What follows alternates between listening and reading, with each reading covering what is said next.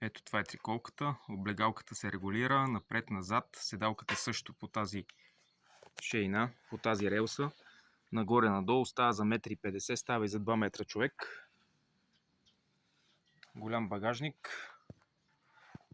Огледало, дисплей. Абсолютно всичко пише на дисплея. На 922 км е велосипеда с тази батерия.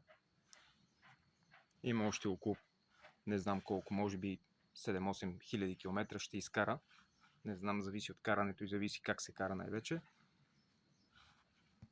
Отзади е с оригиналните немски гуми. Отпред е сменена, но държа и старата, оригинална. Все пак предната трябва да е винаги по-добра от останалите. За добра маневреност. Фара е много як, халоген.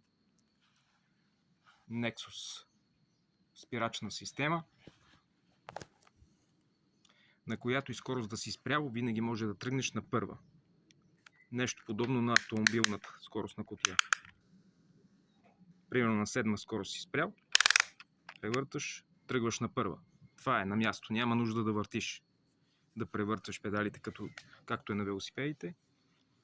Общо взето, има още много да се говори за тази триколка, но визуално това е.